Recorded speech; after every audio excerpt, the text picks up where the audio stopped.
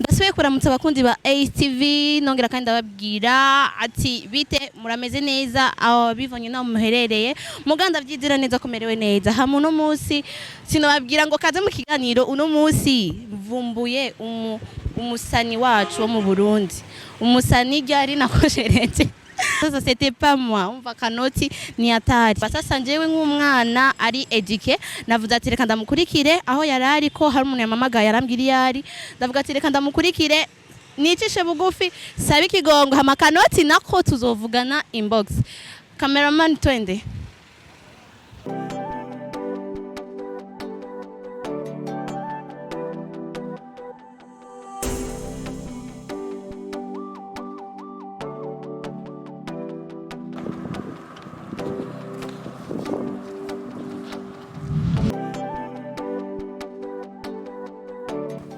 Kwine toka mbele yangu.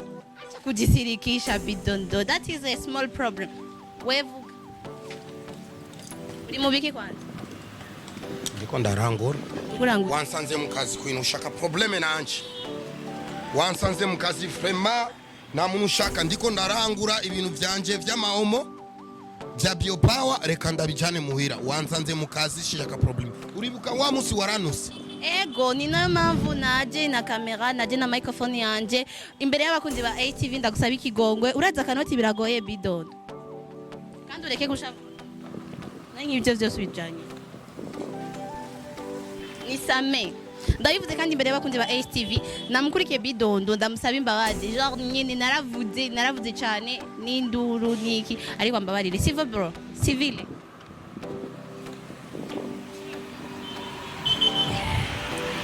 Bidondo niji.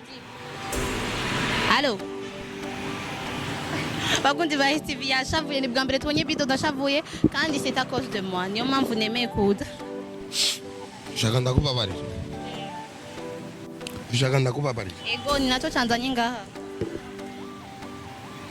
Urazi ikintu kiri mu mwakanu ka corona. Ari mwiki.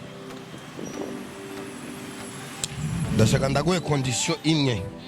Nimba rushaka ndakubabarire. Condition yabaye. Condition imwe nimba rushaka saba ikigongwe. Sivyo nanje ndi mukadi kandi. Kwine. Hari mwiki ngaho bro? Ni surprise. Wambabari ariko. Wambabari.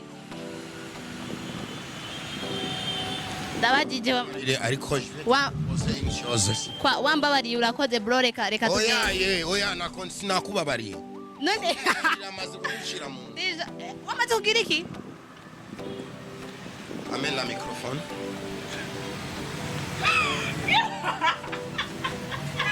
Donne-moi votre main s'il te plaît. Je suis sérieux. Non, je suis sérieux. Votre main, s'il te plaît. Main droite.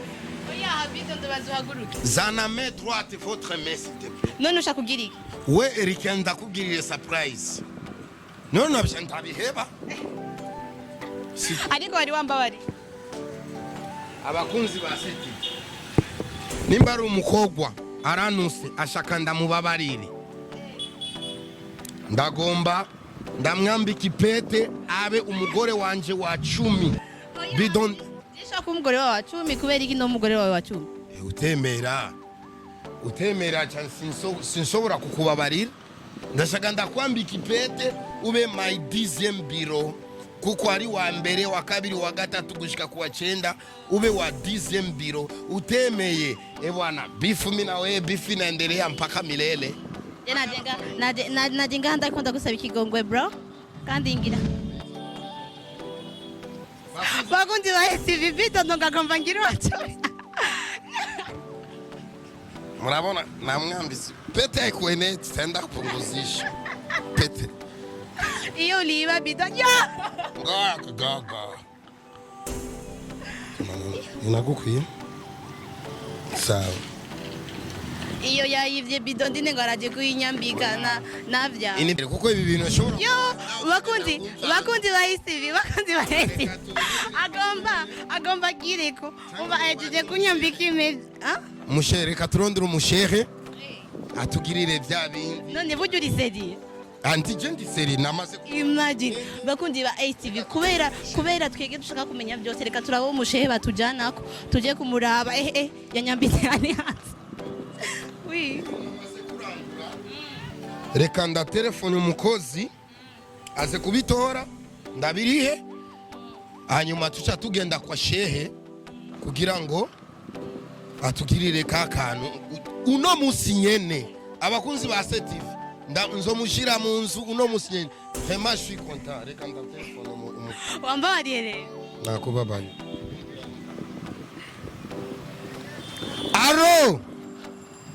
aro oui karaferi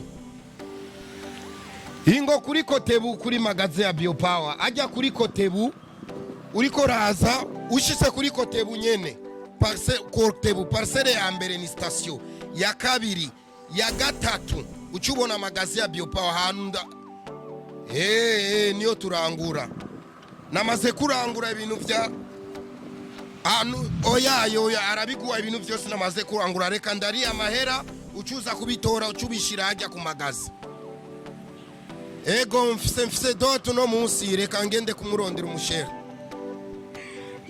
sawa ona sikia nikwambie kamata bisi inakuacha hapo kotebu unatoka kotebu parcelle ya kwanza ni station d'etat station ya pili ni etage ya parke ya zamani ya tatu parcelle ya ine ukotoke kotebu utona kuya utaona magazi ya biopower pale utona chukua vitu vya nimerangua sawa mimi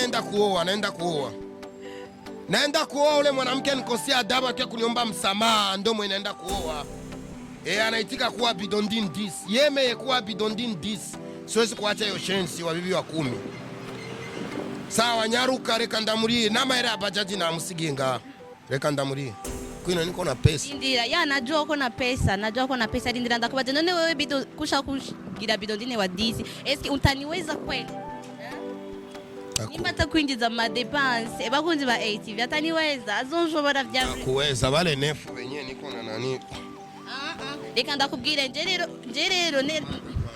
hizi ni za rasio leo mama tazinania leta zingine sabuni leta tano zingine sabuni 5 hello bajaji Queens au da bido ndo usikaniwe no bale turi mbele ya TV hizi sabuni na churuza nitakuweza nitakupatia mutai wa biopower emwe bidondo yasaze yaraye ngo mpaka mbe Bidondine ndi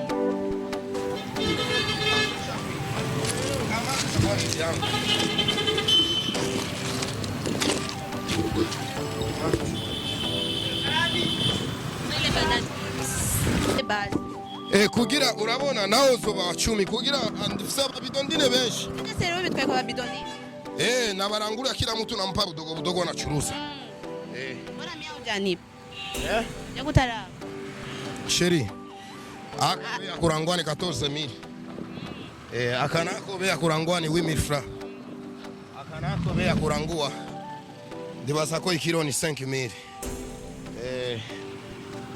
wibaza ko na mahera watanze wibaza ko cyangwa urishira ndisire hapa narangwa na faidika abantu bashaka kurangura omo biopower kenshi turarangura hajya kuri kotebu ushise kuri kotebu parcelle kuri kiraya kane uraza ukabona biopower ngaho ukarangura kandi ni sabuni nziza cyane sabuni ya bunga ya mai kisa namaze kurangura reka umukozi abitware hanyuma je naho cha tugenda kwa mupadiri cyangwa mushehe mama yagukwirije amahera yose okay nje turadinanye yamaye yose kabisa saa murakoze rero emwe nanje nzokuzanira abakiriya nugingo tugende bajaji tugende tugende bakundi ba ATV nje bidondo ambwengwa ntwaye ku mupadiri rero njewe nimba ari umupadiri nimba ari umushere si ndagenda birabe rero cameraman tugende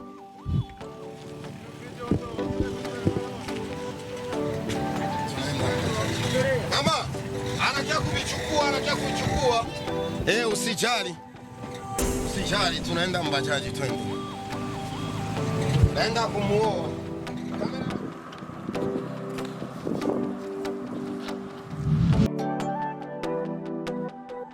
bakunzi ba HTV, la curiosité va me tuer un jour. Urumva nemeye kwikira Bidondo ndabe yavuze ni umupadiri ni mushehe. Ni mushehe. Wanwaye ku mushehe ngo ngirishe mariage no munsi nyene ni imvura. En plus ni yanwaye no muri taxi, yanwaye muri bajaj. Ni uwezo wangu mataxi madepanse nibikunda. Urabona niko ndiksi désolé tugende muri bajaji kugira dote kwanza. Bino byose ndiko ndabigira nje shaka kubona umushehe njanye ko shaka kubona ivyo bintu ko ari vya serie tumenyereye Bidondo ko ari umukomedian. Bidondo njewe ndavyemera ndabibona. Genda nje umusigiti naho ndabona ndaca urindiye kuraba Bidondo jaho I don't know hariho umusigiti uri hehe bro? Rindira. Rindiri. Rindira soke mbazi ko mushehe ari. Je vraiment nsoka ngaho umusigiti ndawubonye.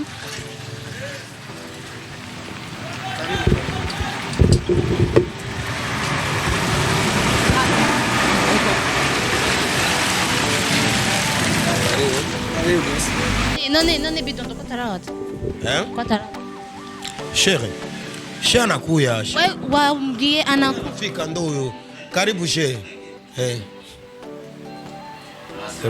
Wa alaikum salam shehe. Bakundi ba HTV umva Bidondo nacho atarankorera muri. No. Ni aje shehe. Wazima sana. Alhamdulillah. Namshukuru Mwenyezi Mungu Subhanahu wa Ta'ala. Sasa mimi mwanamke huyu kuna matatizo kidogo. Urabona turashwanye mugabo yansabye ikigongwe twa mkono. Naramwambika ipeti mugabo nshaka benediction yayo kugira ndamushire mu nzu.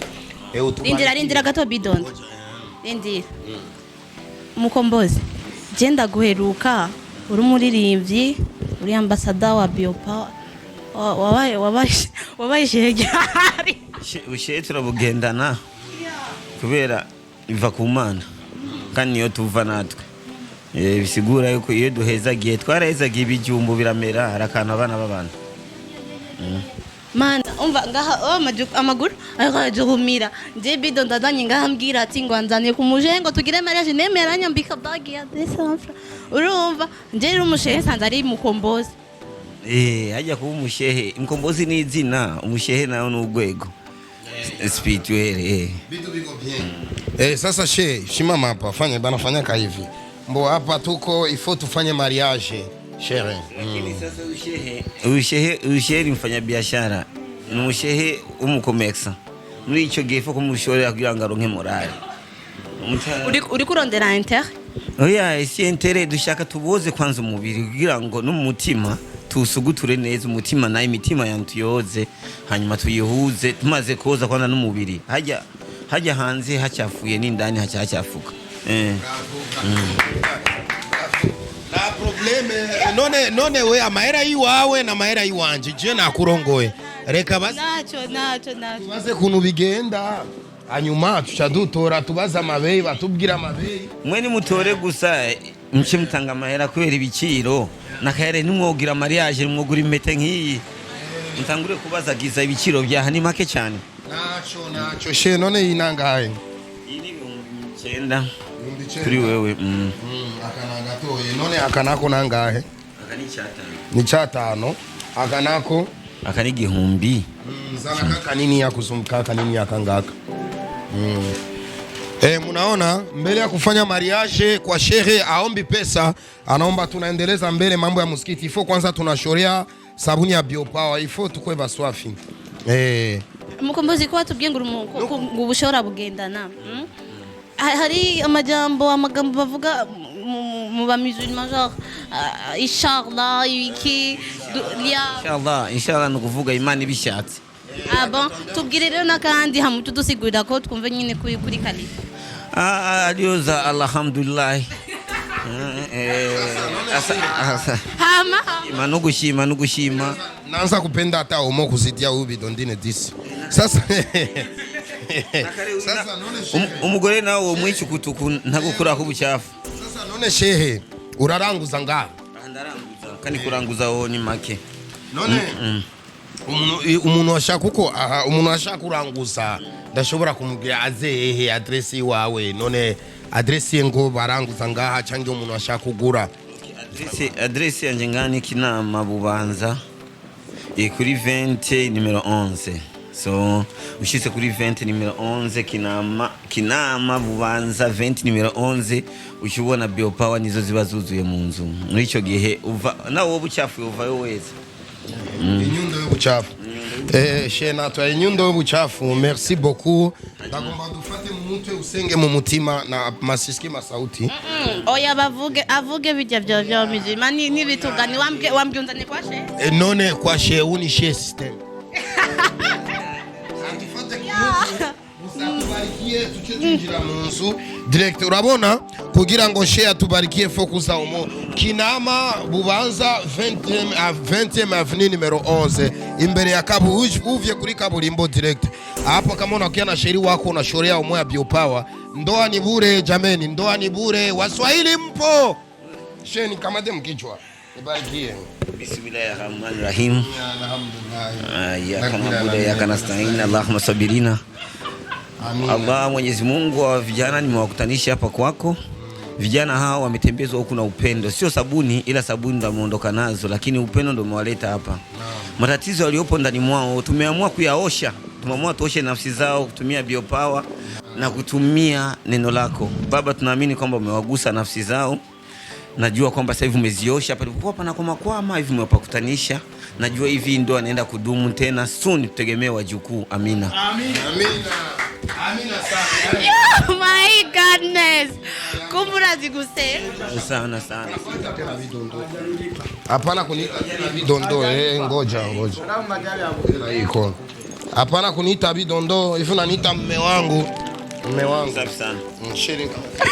Tuejeje kuita kikwa Shehe Mkombozi, Shehe watu mshakira mariage mtoze mnataka Mkombozi.